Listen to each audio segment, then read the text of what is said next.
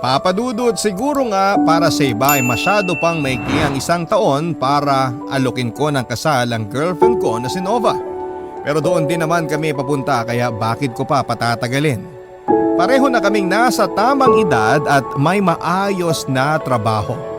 Ramdam ko rin naman na seryoso siya sa relasyon naming dalawa at mahal na mahal namin ang isa't isa. Kaya wala nang kahit na anong dahilan para hindi pa kami magpakasal, Papa Dudut. Siyempre marami rin sa mga kakilala at kaibigan namin ang nagulat nang malaman nilang magpapakasal na kami ni Nova, Papa Dudut. Akala pa ng iba ay buntis ang girlfriend ko dahil parang biglaan daw ang desisyon namin na pagpapakasal. Pero palagi kong sinasabi at proud na sabihin na imposible pang mangyari yon dahil ni isang beses ay wala pang nangyayari sa amin ni Nova. Para sa ibang lalaki siguro nakakahiya ang bagay na yon. Yung hindi sila makascore sa babae na karelasyon nila.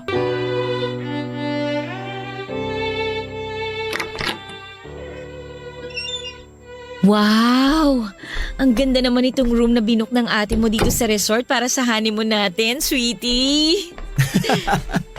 Ako na lang kasi wala pang asawa sa aming 4 na magkakapatid, di ba? Kaya binonggahan talaga nila ang regalo para sa honeymoon natin kasi excited sila na magkaroon ka ng sariling pamilya. Oo nga eh. At iba pa yung appliances na niregalo nila para doon sa bahay na titirhan natin. Grabe, sobrang spoiled naman natin sa mga kapatid mo. Sobra talaga. Naalala mo nung pinaalam natin sa kanila ng parents ko na ikakasal na tayo? Halos magpalakpakan sila sa tuwa, di ba?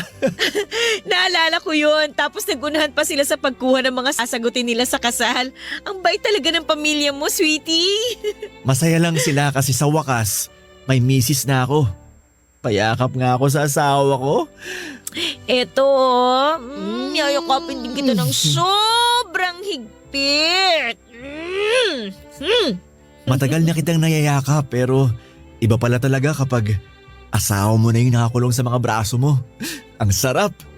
Excited na nga ako eh. Excited saan? Siyempre, sa unang gabi ng honeymoon natin. Excited na ako mag-enjoy at mapagod. Ako rin excited na. Pero nakakapagod pala talaga ang ikasal, no? Nangawit yung mga paa ko. Tsaka nagutom talaga ako kanina.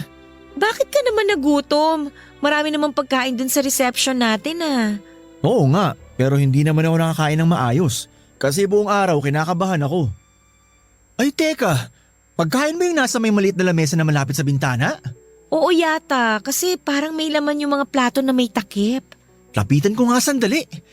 Alisin ko na yung mga nakatakip sa plato. Mga pagkain nga to, sweetie. May fried chicken, pasta, salad, tsaka may wine pa oh. Huwag mong sabihin na uunahin mo pa ang mga pagkain na yan kesa sa akin. Nagugutom na kasi talaga ako. Mamaya ka na kumain. Dito na muna tayo sa kama. Susubo lang ako ng konti dito para magkalaman ng sikmura ko. Ikaw ba? Hindi ka nagugutom? Parang nakita ko na konti lang din ang kinain mo kanina eh. Nagugutom. Pero mas gusto ko na magyakapan muna tayo dito bago kumain. Lika na dito, sweetie. Mamaya na. Uubusin ko lang tong isang hita ng fried chicken dito. Mamaya mo na ubusin yan. Gusto na kitang katabi sa kama. Sandali na lang talaga. Lalagyan ko lang ng laman ng kumakalam na sikmura ko. Nagugutom ka ba talaga? Okay, nakakabahan ka lang. Ha? Ako? Hindi okay nakakabahan ha? Teka, iinom lang ako ng wine sandali.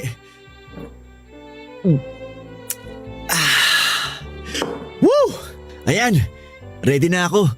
At dapat ready ka na rin, misis ko. Huh? Ay, ano ba yan, sweetie? Bakit mo naman ako biglang binuhat? Para ipakita sa'yo na hindi ako kinakabahan.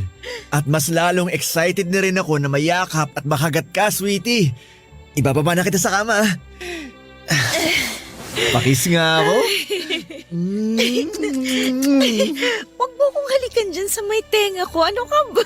Hindi. Dito kita sa tenga hahalikan. Malakas ang kiliti Ang ko bango-bango dyan. ng tenga mo, sweetie. Fred!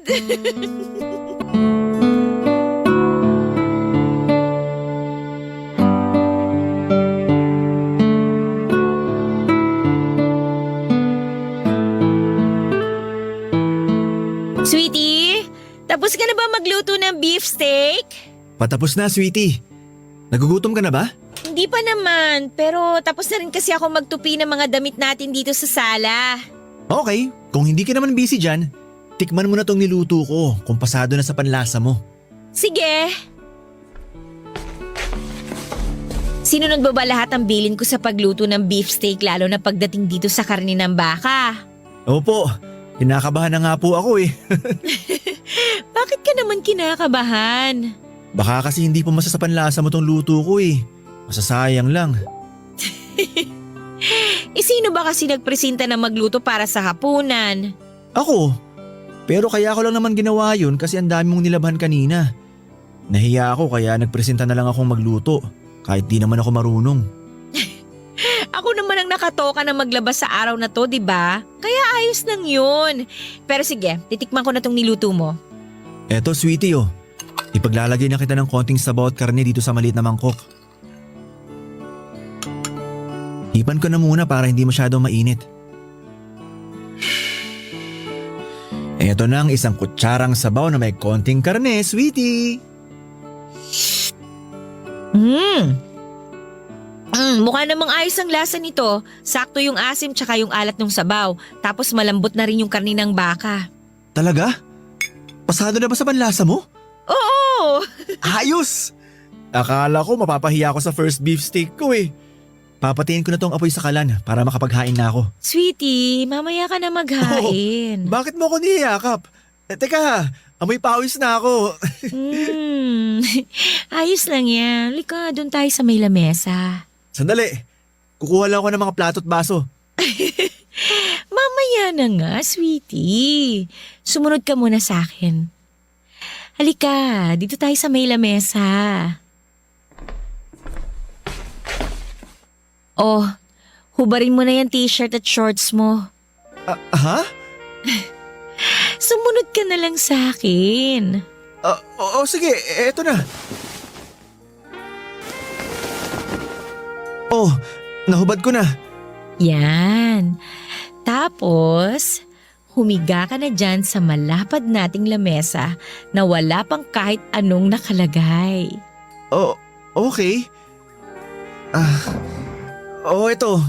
Nakahiga na ako. Tapos ano nang... Uy! Nova! Anong ginagawa mo? Tapos, lalagyan natin ng chocolate at strawberry syrup itong katawan mo. Alam ko, pero... bakit mo ginagawa yan? Napanood ko kasi na masaya raw gawin to ng mag-asawa dito sa ibabaw ng lamesa. Lalagyan ko ng mga pagkain yung katawan mo. Tapos, kakainin ko. Hanggang sa ikaw naman ang gawin kong pagkain. Pero, ang lakit kasi sa balat. Ayos lang yan.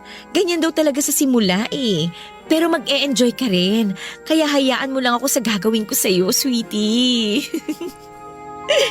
Papa Dudut, nabanggit ko kanina na mas agresibo si Nova kumpara sa akin pagdating sa pakikipag-romansahan. Pero hindi ko alam na mahilig din pala siyang mag-explore. Marami siyang gustong gawin namin na may kinalaman sa pagsisiping. Minsan pa nga ay nag-play siya ng malaswang video at sasabihan niya ang mga napapanood namin doon. Wala namang kaso sa akin yon, kaya lang may mga oras kasi na naiilang na ako sa gusto niyang mangyari. Oo, nag-i-enjoy ako kasi lalaki ako pero may mga pinapagawa kasi siya sa akin na hindi ko nababanggitin pa dahil masyado na talagang malaswa at sensitibo na minsan ay hindi ko kayang gawin talaga. O kung ginagawa ko man ay hindi ko pinapahalata na napipilitan lamang ako dahil ayokong mainis o madismaya sa akin ang asawa ko, Papa Dudut. At alam ko na obligasyon ko na paligayahin ang asawa ko pagdating sa kama at sa mga bagay na trip niyang ginagawa naming dalawa na magkasama, Papa Dudut.